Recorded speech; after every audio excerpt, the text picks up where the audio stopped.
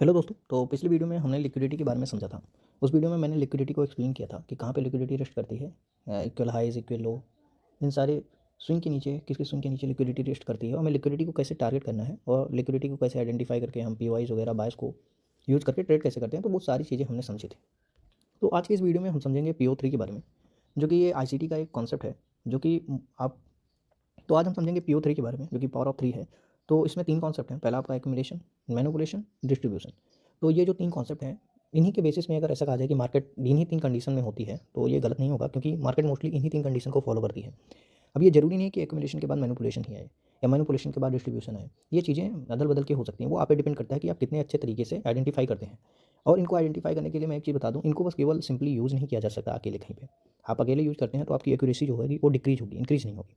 तो उन चीज़ों को कैसे यूज़ करना है, ये मैं अपने कोर्स में पढ़ाता हूँ कि आप PO3 के बेसिस पे कैसे अपनी एक स्ट्रेटजी फॉर्म कर सकते हैं, जिसकी एक्यूरेसी अच्छी हो। मैं इसके बेसिस पे आपको स्ट्रेटजी बनाना, स्ट्रेटजी कैसे फॉर्म करनी है, ये चीज़ें भी मैं सिखाता हूँ। तो कोर्स स्टार्ट हो गया है। अगर आपको एनरोल करना है तो आप सिंपली डिस्कॉर्ड में जाके और मैसेज कर सकते हैं, वहाँ पे सारी डिटेल आपको पता लग जाएगी। तो आज हम इस PO3 को चार्ट पे समझेंगे कि चार्ट पे ये कैसी चीज़ें दिखती हैं। PO3 को जानने से पहले आपको, अगर आप सेशन प्ले करना चाहते हैं, तो आपको टाइम और प्राइस थ्योरी के बारे में पता होना चाहिए। अगर आपको नहीं भी पता है तो मैं आपको मोटा-मोटा बता दूँगा और आगे आने वाली वीडियोज़ में आपको टाइम और प्राइस की थ्योरी भी पता लग जाएगी। देन आप सिंपली ये स्ट्रेटजी भी यूज़ कर सकते हैं। तो PO3 कैसा दिखता है, आप कहीं पे भी चार्ट पे देख लीजिए, छोटे टाइम फ्रेम पे, बड़े टाइम फ्रेम पे या कैसा भी टाइम फ्रेम हो, आप यहाँ पे देखिए।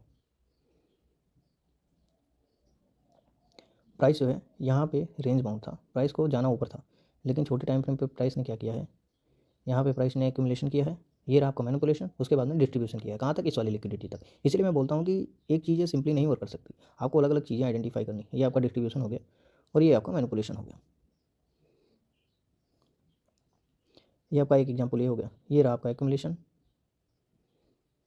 मैनिपुलेशन और डिस्ट्रीब्यूशन। ये देखिए कितना अच्छा डिस्ट्रीब्यूशन है ये। फिर सिंपली आपका प्राइस ने, जब डिस्ट्रीब्यूशन के बाद में फिर से प्राइस ने एक्यूमुलेट किया, मैनिपुलेट किया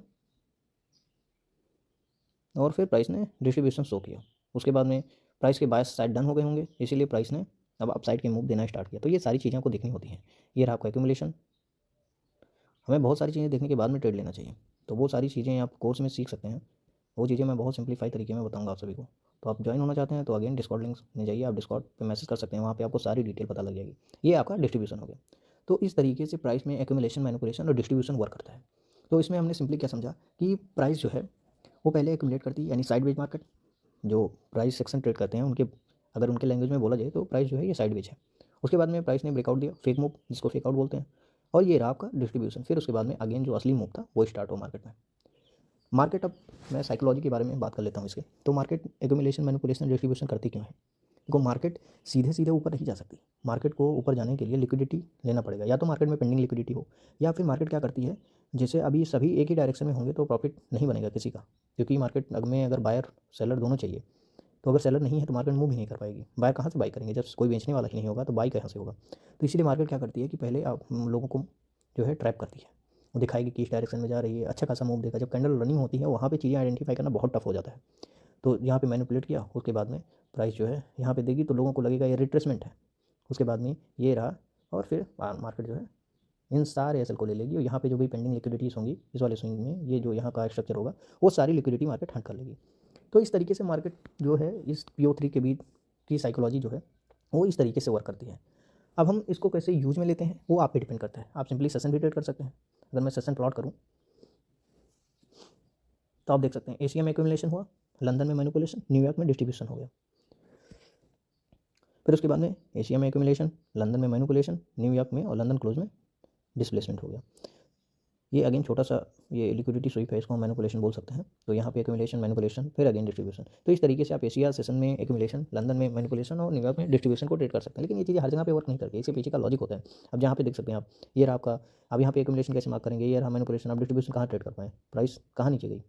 अगर आप इसको मैनिपुलेशन मानते हैं तो आपको नो डाउट डिस्ट्रीब्यूशन मिला है, थोड़ा सा मिला है। लेकिन बहुत सारे लोग क्या होते हैं, जब स्मार्ट मनी कॉन्सेप्ट सीखते हैं तो उनको लगता है कि बस वो 1:20, 1:12 का आर पकड़ेंगे। तो ऐसा हर बार नहीं मिलता। उसके लिए आपकी साइकोलॉजी मजबूत होनी चाहिए। तो ये देखिए अगेन, ये एशिया का लिक्विडिटी स्वीप करने के बाद में प्राइस इस डायरेक्शन में मूव कर दिया। अब यहाँ पे पता नहीं क्या होगा, ये यहाँ पे एक्यूमुलेशन नहीं हुआ है, लेकिन फिर भी आप इसको छोटे टाइम फ्रेम पे, क्योंकि रेंज बाउंड ही रही है मार्केट, तो इसको आप एज अ मैनिपुलेशन ट्रेड कर सकते हैं। जैसे ही प्राइस का रिट्रेसमेंट होगा, न्यूयॉर्क में जो है डिस्ट्रीब्यूशन के लिए जा सकते हैं। लेकिन ये चीज़ें कितनी सही होंगी, ये आपको अगेन हायर टाइम फ्रेम के बायस, फ्रैक्टल, ये सारी चीज़ें देखने के बाद में क्लियर होंगी। तो इसीलिए किसी एक बेसिस पे ट्रेड करना हमारे लिए बहुत ही ज़्यादा वो होता है, क्योंकि आपको ऐसे यूट्यूब पे बहुत सारी वीडियोज़ मिल जाएंगी जो बताएंगे कि ये सेशन प्ले कर लीजिए, लेकिन जब आप इसके डाटा को बैक टेस्ट करने जाएंगे तो वहाँ पे आपको रियलिटी नजर आएगी। वो चीज़ कोई नहीं बताता, क्योंकि सबको वीडियो बना के बस छोड़ देनी है, रियलिटी कोई नहीं बताता। रियलिटी जानने के लिए आपको पेड लेना पड़ेगा, क्योंकि अगर कोई बंदा अपने एक्सपीरियंस सिखा रहा है, मैं बार बार ही बात बोलता हूँ, अगर कोई बंदा अपने एक्सपीरियंस से चीज़ें सिखा रहा है कि उसने ये चीज़ बैक टेस्ट की होगी, उसके पास डाटा होगा, उस डाटा के थ्रू ही बोल रहा होगा कि ये चीज़ें कितना वर्क करती हैं, कितना नहीं वर्क करती, तो उस डाटा को या तो आप खुद बैक टेस्ट कर लीजिए। आप बैक टेस्ट कर लेंगे तो धीरे धीरे चल के साइकोलॉजी इंप्रूव होगी। अगर आप उसी चीज़ को कई बार प्ले करते हैं, कई बार देखते हैं, तो जो होता है कहीं कहीं पे चीज़ें, स्ट्रेटजी कैसे बनती है, स्ट्रेटजी बनाने के लिए जो माइंड को होता है वो समझाना पड़ता है कि किस तरीके से चीज़ें वर्क करती हैं, कितना पॉइंट का एसएल रखना है, किस किस बेसिस पे हमें एसएल प्लॉट करना है, कहाँ पे हम मैनिपुलेशन को एज अ स्ट्रक्चर ट्रीट कर सकते हैं, कहाँ पे उसको एज अ लिक्विडिटी ट्रीट करना है। ये सारी चीज़ें आपको बैक टेस्ट करने के बाद में एक्सपीरियंस से क्लियर होंगी, और वो एक्सपीरियंस आपको कोई फ्री में नहीं देगा। तो आज के लिए बस इतना ही। मिलते हैं नेक्स्ट वीडियो में, वहाँ पे मैं टाइम और प्राइस थ्योरी के बारे में बात करूँगा, जो कि सिंपली सेशन पे बेस होगी। वहाँ पे मैं आपको एक सिंपल सी स्ट्रेटजी भी दूंगा, आप उसको बैक टेस्ट करके लाइव मार्केट में अप्लाई कर सकते हैं। तो मिलते हैं नेक्स्ट वीडियो में।